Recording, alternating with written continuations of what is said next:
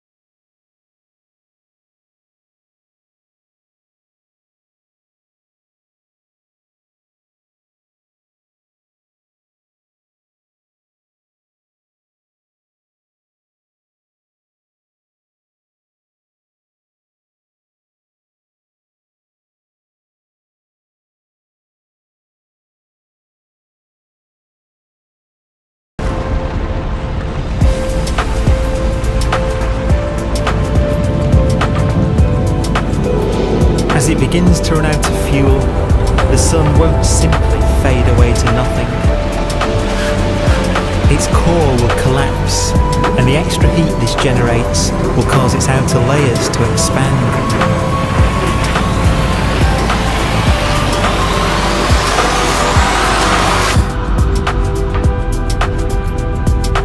The sun is now dead. It remains slowly cooling in the freezing temperatures of deep space.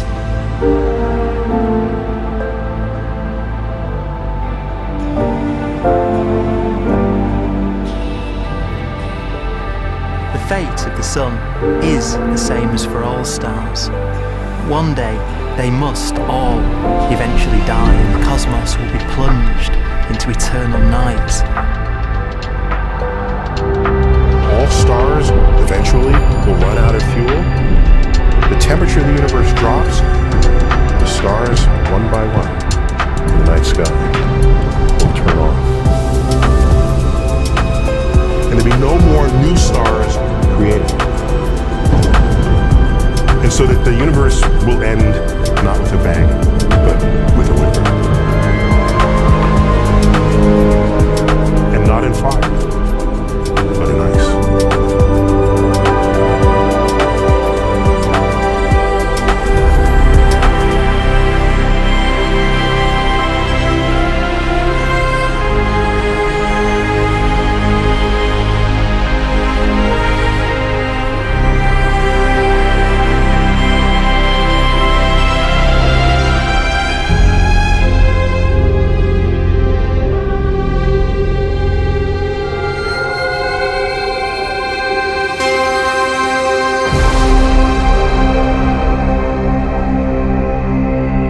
With no fuel left to burn, a white dwarf's faint glow comes from the last residual heat from its extinguished furnace.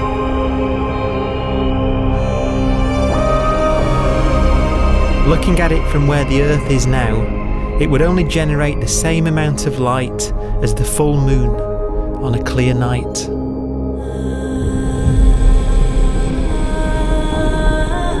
The faint glow of white dwarfs will provide the only illumination in a dark and empty void littered with dead stars and black holes.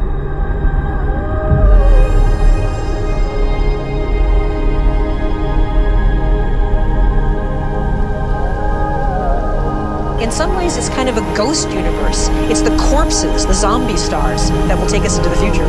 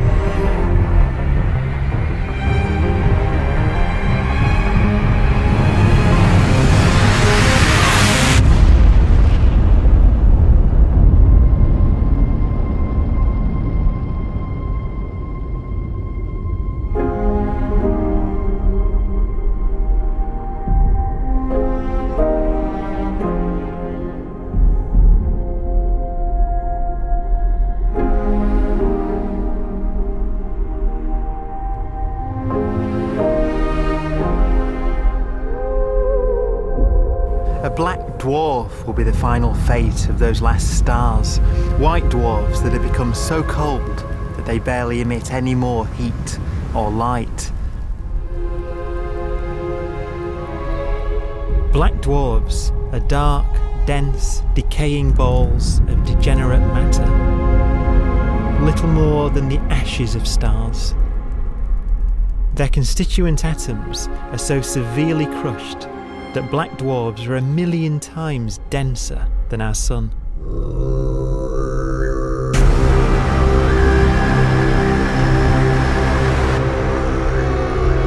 Stars take so long to reach this point, we believe there are currently no black dwarfs in the universe.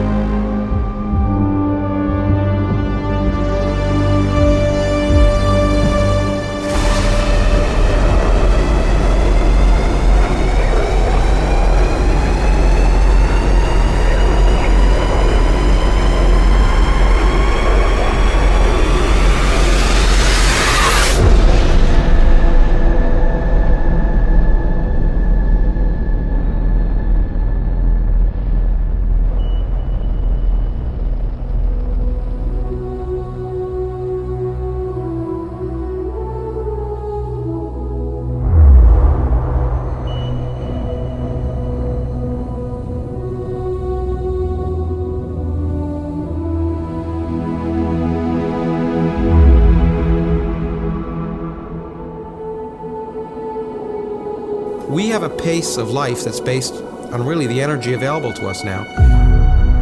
You could imagine living conscious systems which have a very different pace and therefore can extend out at least a lot farther than you'd imagine otherwise.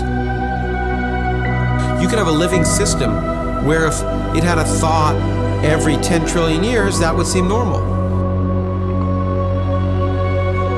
Even if our life dies out, one could imagine at some time arbitrarily far in the future, a fluctuation occurs which allows intelligent life to exist again for a little while. So you might have islands in time of intelligence.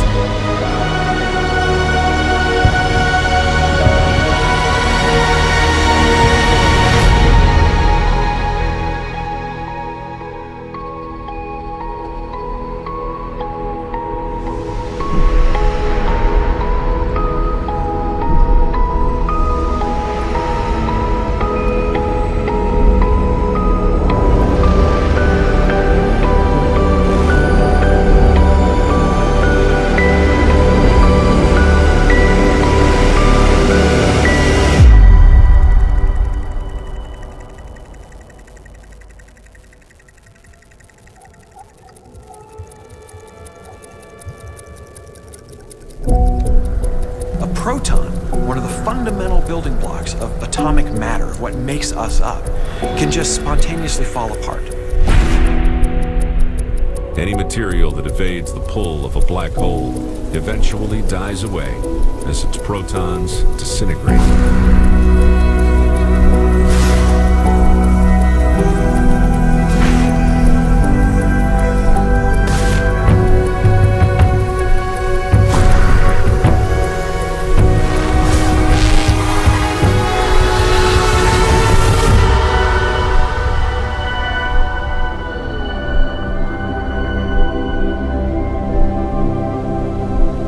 The matter inside black dwarfs, the last matter in the universe, will eventually evaporate away and be carried off into the void as radiation, leaving absolutely nothing behind.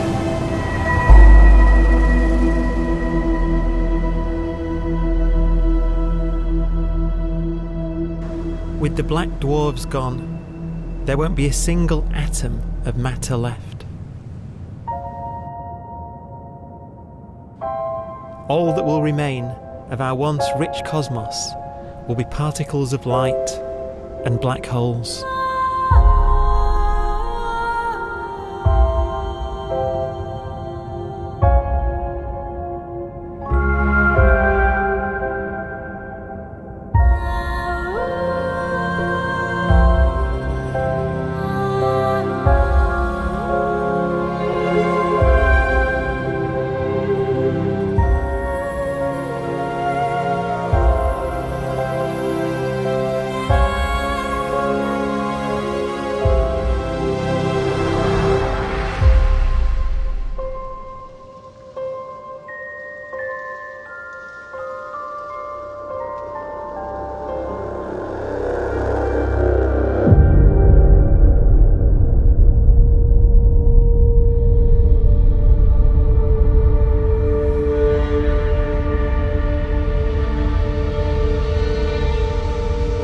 The arrow of time creates a bright window in the universe's adolescence, during which life is possible.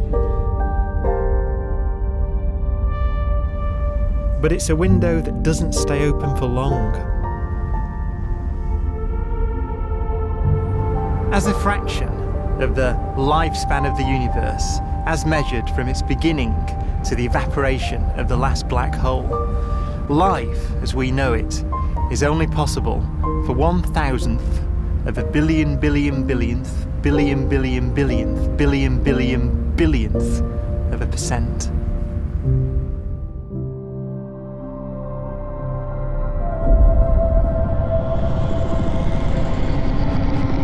Black holes become the fundamental building block of the universe. A galaxy will basically be a supermassive black hole in a center with smaller black holes orbiting it. Zombie galaxies filled with black holes continue to evolve. They'll eat each other and they'll get bigger, and maybe they'll fall into the supermassive black hole and it'll get bigger. The universe will still be an exciting, dynamic place. It's just that the timescales you're talking about are now trillions of years instead of thousands or millions of years.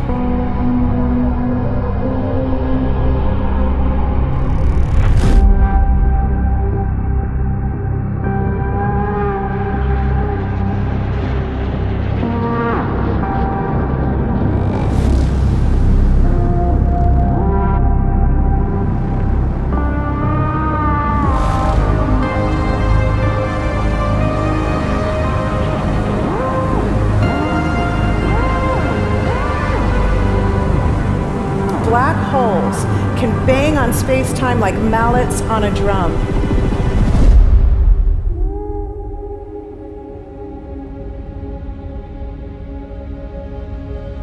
And they have a very characteristic song.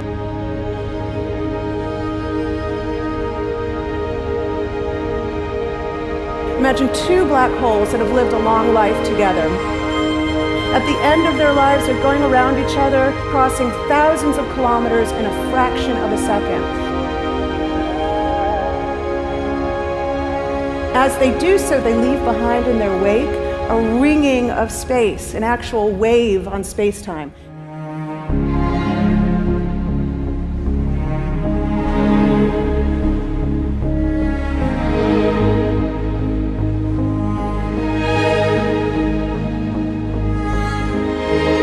Space squeezes and stretches as it emanates out from these black holes banging on the universe. Those are the gravitational waves. They are literally the sounds of space ringing. And they will travel out from these black holes at the speed of light as they ring down and coalesce to one spinning, quiet black hole.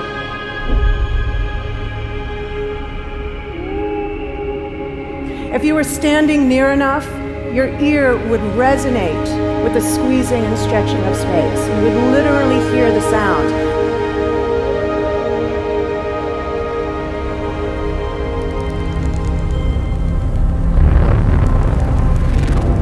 Imagine a lighter black hole falling into a very heavy black hole. The sound you're hearing is a light black hole banging on space each time it gets close.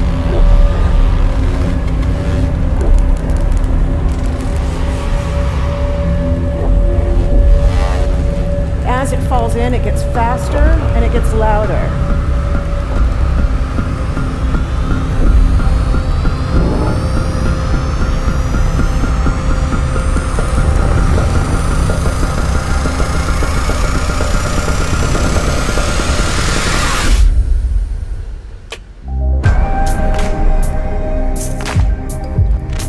Scientists used to think black holes were immortal, but even these will one day die. Now we're talking about timescales of unimaginable length, quadrillions of years into the future. On that timescale, even the black holes begin to evaporate.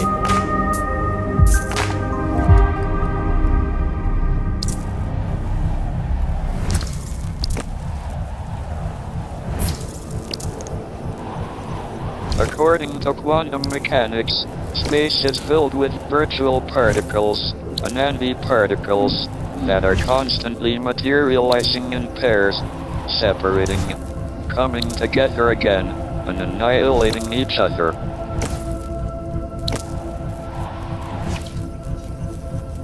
In the presence of a black hole, one member of a pair of virtual particles may fall into the hole, leaving the other member without a partner with which to annihilate. The forsaken particle appears to be radiation emitted by the black hole. And so, black holes are not eternal.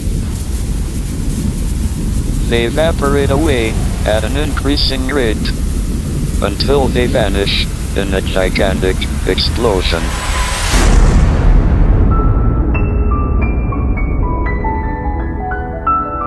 Quantum mechanics has allowed particles and radiation to escape from the ultimate prison, a black hole.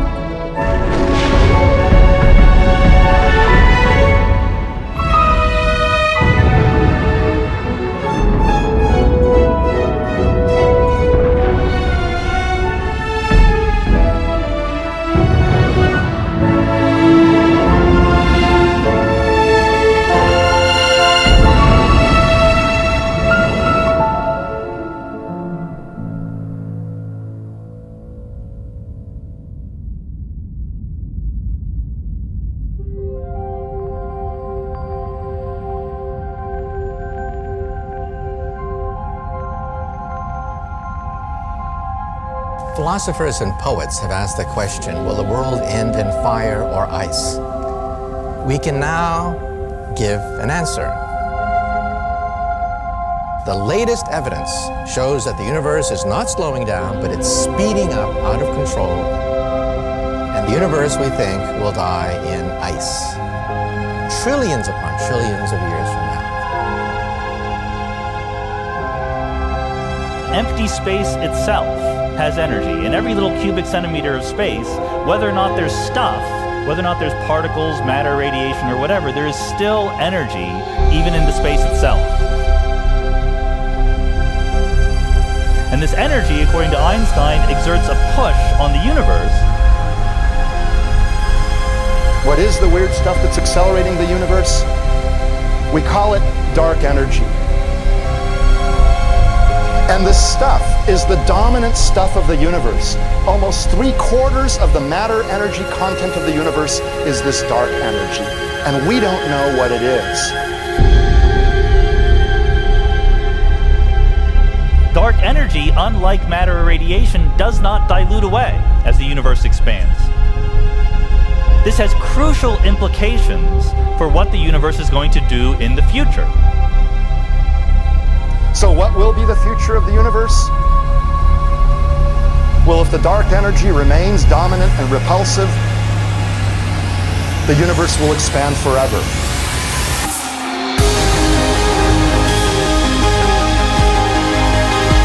Faster and faster and faster with time. A runaway universe. 70% of the energy of the universe resides in empty space, and we don't understand why. But we do know what will happen. If that energy continues to be there, the universe will become cold and dark and empty.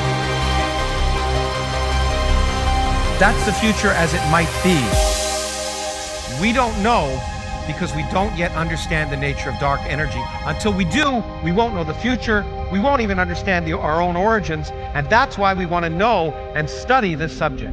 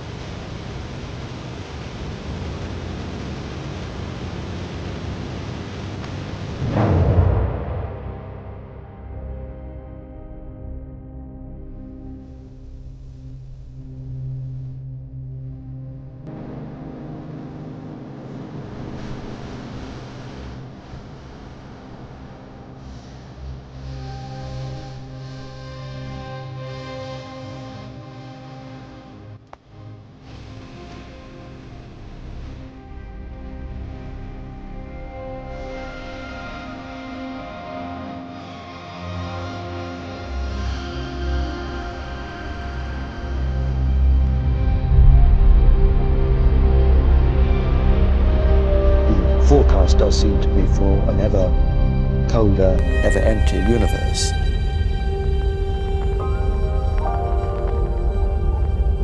But then, of course, we have to ask, could that end lead to a new beginning? And there are ideas whereby what actually is the end of our universe could in some sense be linked to the beginning of a new one.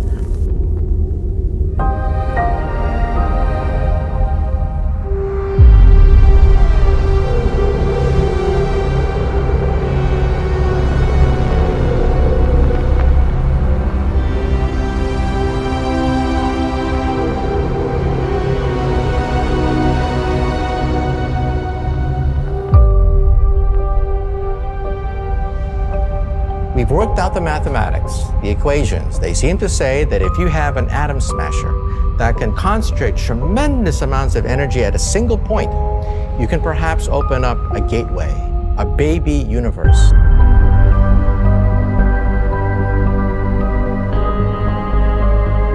Facing the death of everything there is, this perhaps is their only possibility of escape.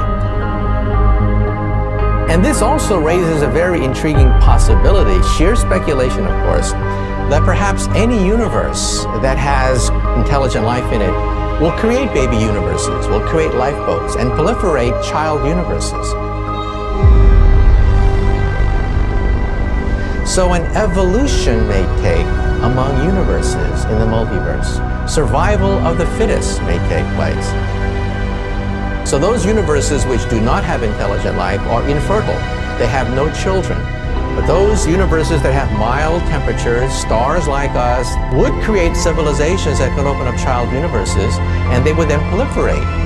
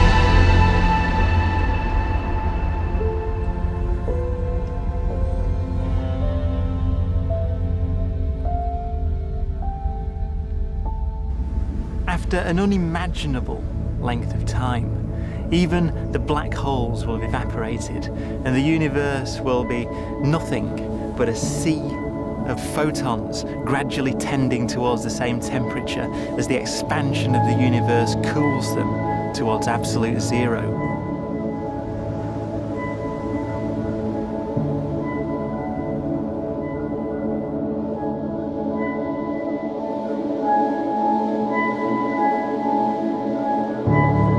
Once the very last remnants of the very last stars have finally decayed away to nothing, and everything reaches the same temperature, the story of the universe finally comes to an end.